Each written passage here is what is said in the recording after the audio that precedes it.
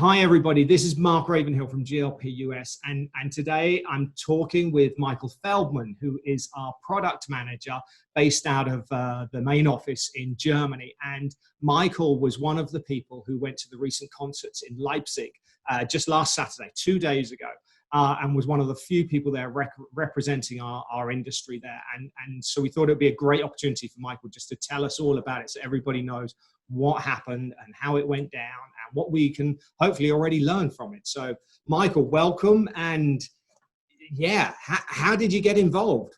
Tell us the story.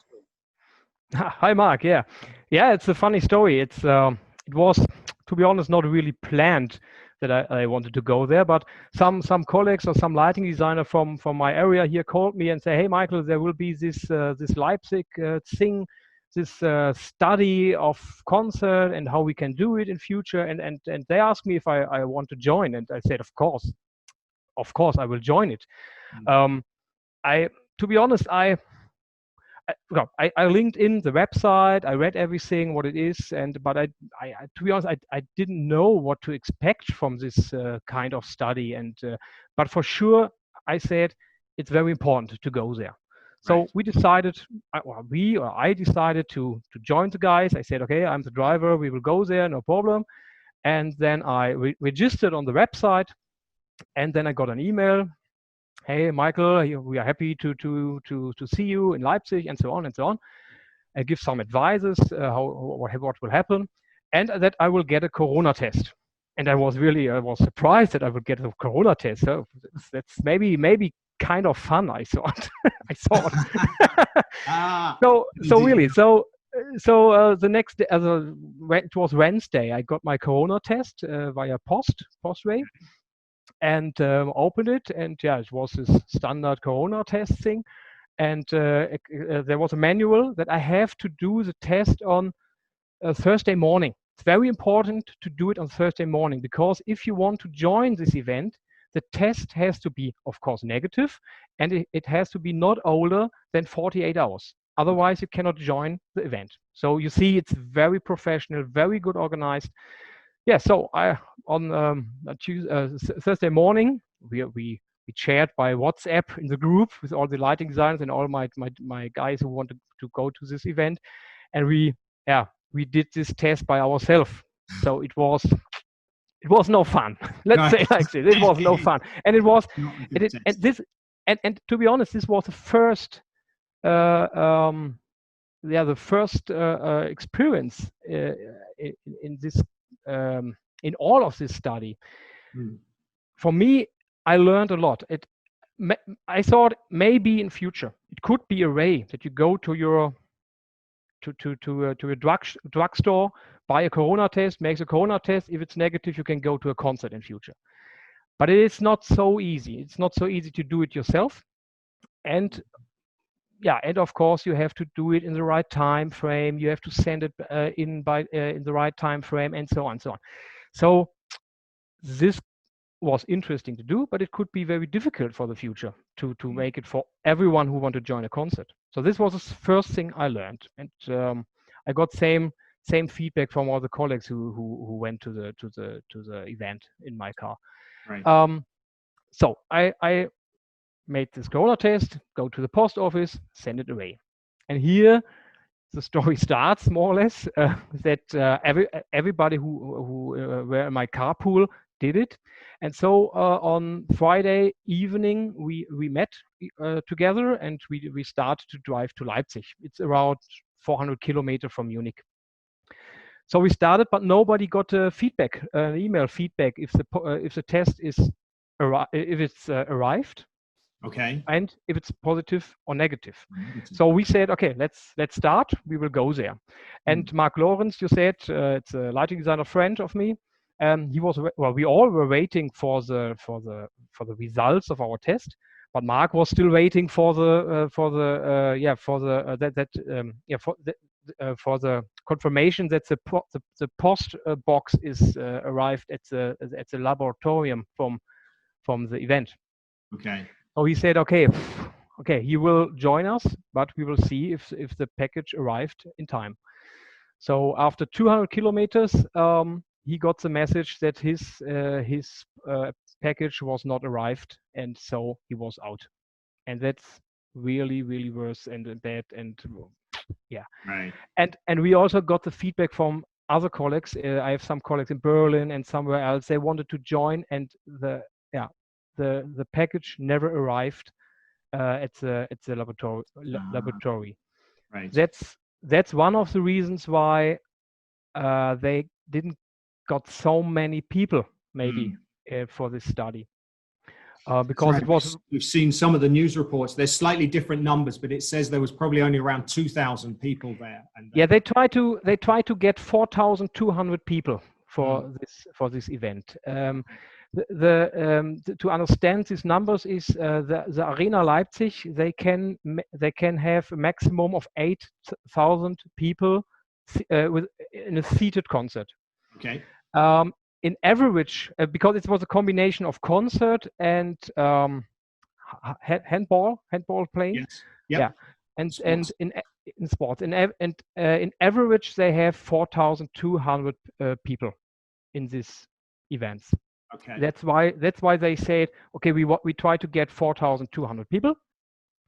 At the end, he said, I read the press report today, and they had 1,900 people registered, and finally at the event they had 1,500 trackers outside. So they expect around 1,400 people in the concert area, in the arena park. The arena park. All the others are security and catering and so on. Okay. Yeah.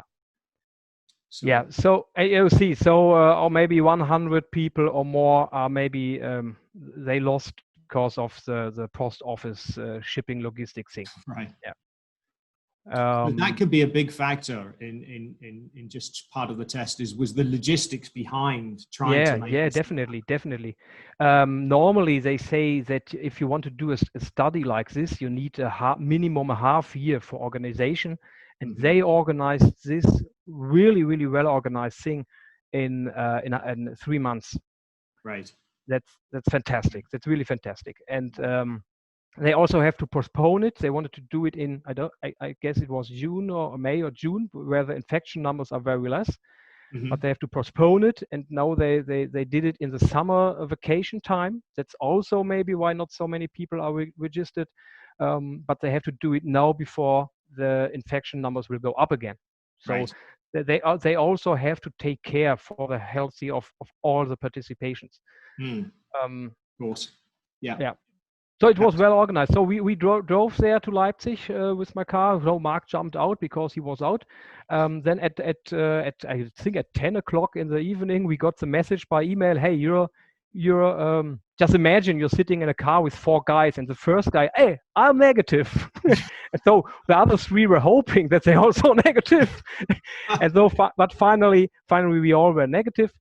Okay. So we have a nice time on the hotel bar, and next day 8 o'clock we went to the arena. It was raining, and there was a long queue for people who's standing for who want to for registration.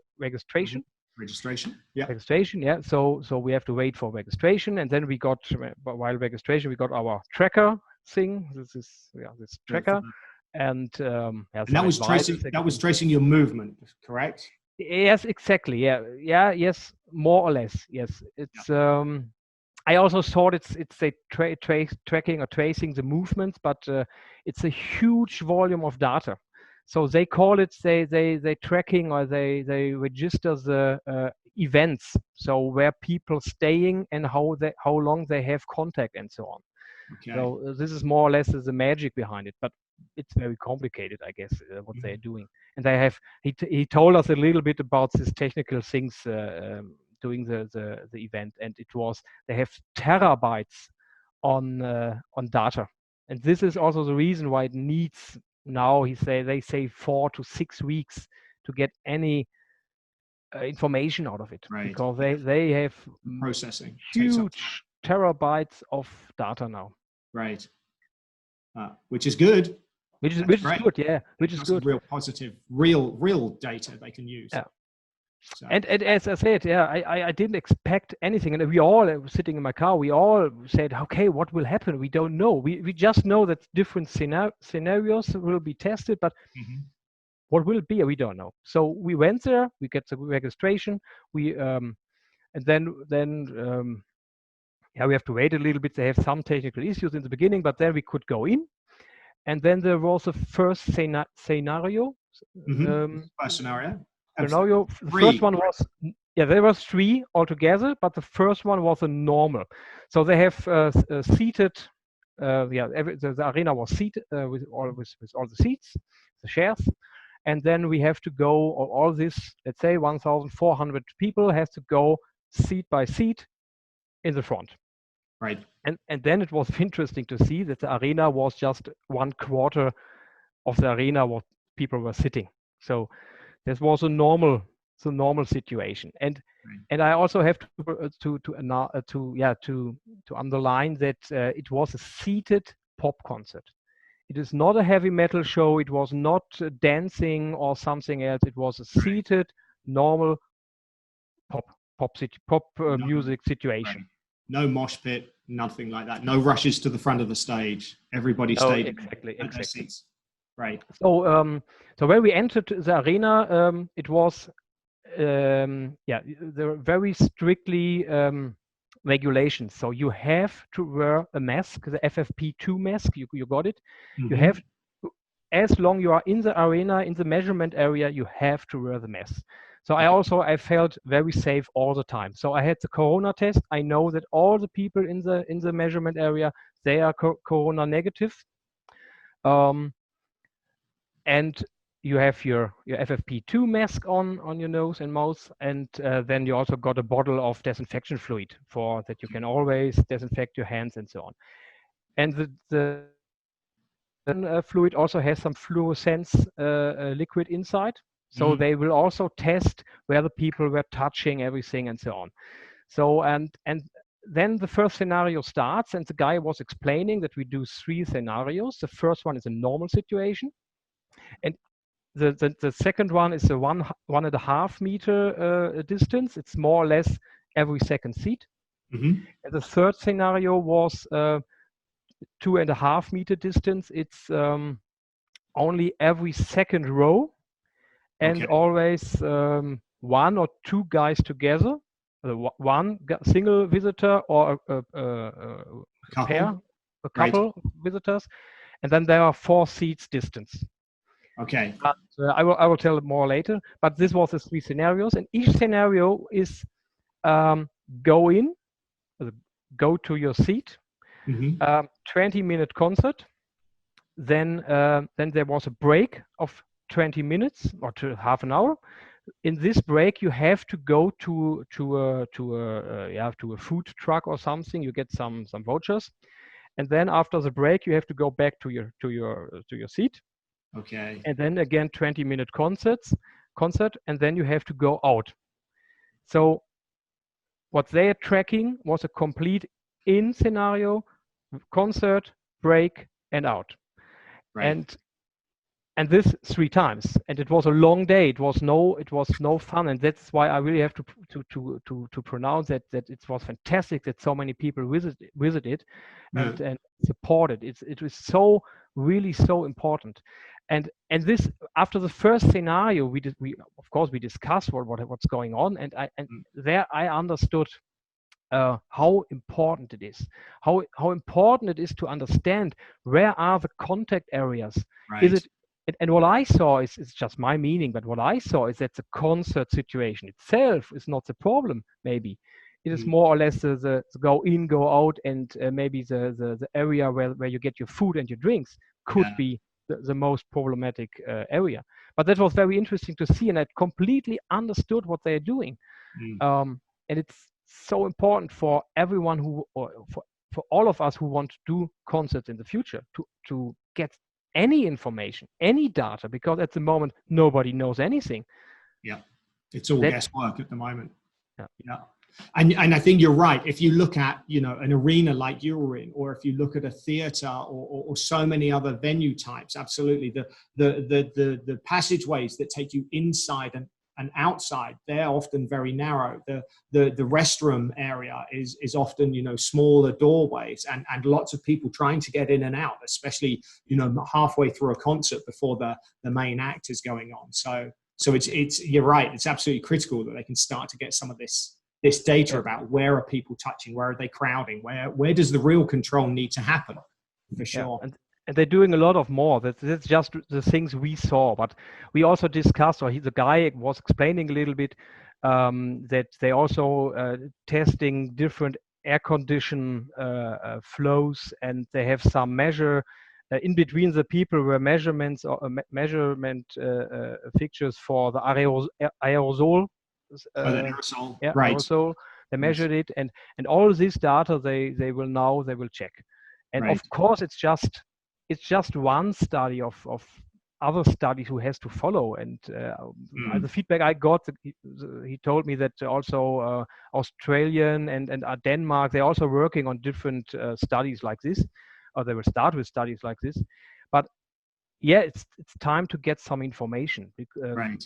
This is so important. People, we all, of course, we complained the first time, but now we have to stop with complaining. We have to do something to start again. And it's not just, hey, why they don't do this or why they don't do that. No, you cannot do. There will nobody in future can take the responsibility to make a concert like this in this size without any reliable data.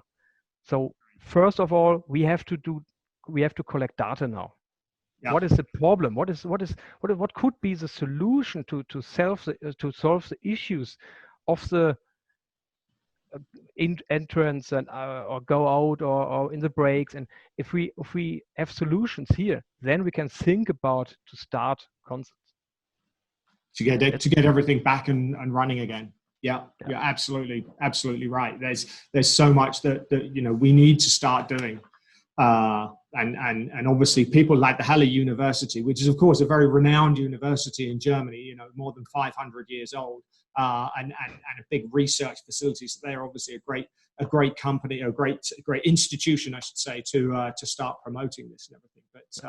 But yeah, we need to absolutely be involved with all of this, because it's our industry that's suffering so hard.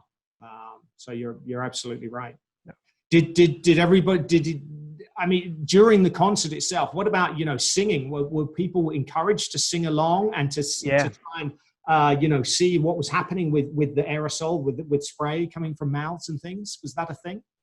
Yeah, you couldn't see the aerosol, of course not. There was some smoke, there was some haze, and also this you have to check what is haze doing with aerosols and so on.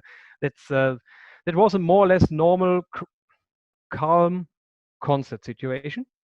Yeah. And I want to let me explain what my emotions were at this concert, and this was very interesting. So first scenario, we went in, sit down. Yeah, the band was Tim Bensko. It's a famous pop band in Germany, and I'm not the biggest fan, of course not, and I guess a lot of people who were there. By the way, the people who joined this study were also fantastic. It was a lot of technicians, I think, sport people also, because of this sport. Because it was also done by the sport guys from the arena. Okay.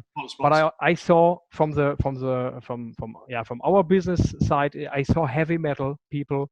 I saw Tim Bensko fans, of course. I saw students, and it was very mixed people there.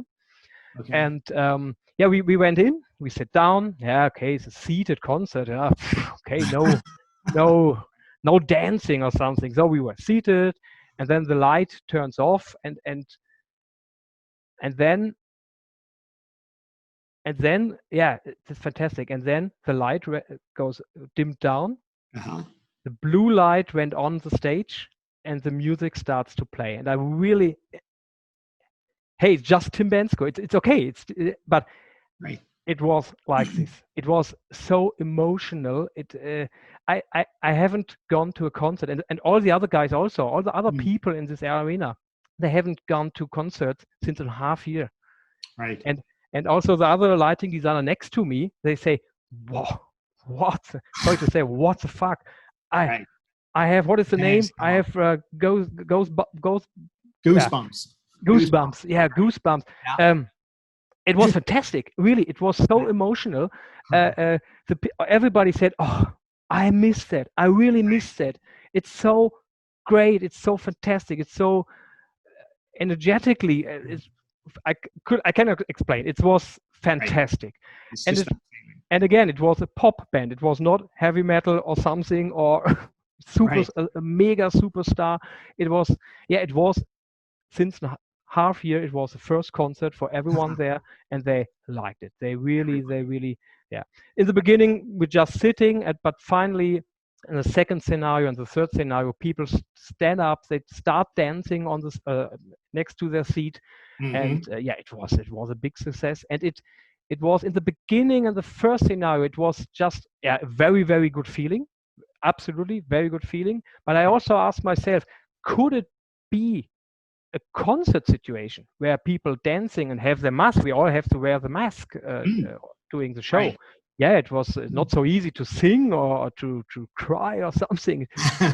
but finally, after, in the second scenario, people start dancing, they start singing, they start crying, "Hey, I love you," or whatever. So and in the third scenario, yeah, people warmed up then in the third scenario after 6 hours concert. But yeah, it was a kind of concert. It was definitely fun, definitely. And if you just imagine that you are an absolutely fan of this band, yes, it was fun for sure.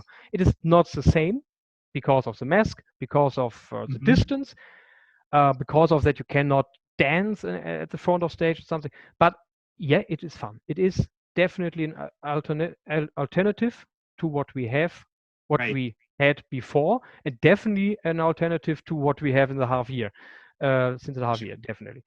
And potentially a way forward as well. And I think it's important just to add as well that I saw a quote this morning in one of the news articles that Tim, the performer, also said that he had a great time and he really enjoyed it. You know, again, just being, for them, I guess, being in front of a live audience, you know, as you say, you know, for the audience, the moment when the house lights go out, the first cue comes up of lighting, the first, you know, string gets hit on the guitar, and off we go. That's a awe-inspiring moment, and obviously he felt it as well, which is great. So if we can get the artists behind all of this, I guess it was also strange for him in the first half hour, people sitting with the mask, just sitting there. Yeah, he said that he can see that they are they like it because they can see it in the eyes, but you don't see the mouse and nothing. And that's I think also for the artist, it's very strange in the beginning, but finally, in the moment people start to sing, start to stand up, he got more and more power, and finally it was a real concert situation. Right. I guess after you've watched it 3 times, you knew the words at the end, so that was able to get up and dance and sing along, right? Yeah. So yeah, and we also discussed it in my car on the way back with some other lighting designers. We discussed it if it was good or not, but we all agree it is absolutely. We have this emotional situation in the beginning, and that makes us all absolutely happy. I shared it with Facebook, and people liked it and say, yeah, I had the same feeling. I had absolutely the same feeling when the blue light went on, and the music starts. It was fantastic.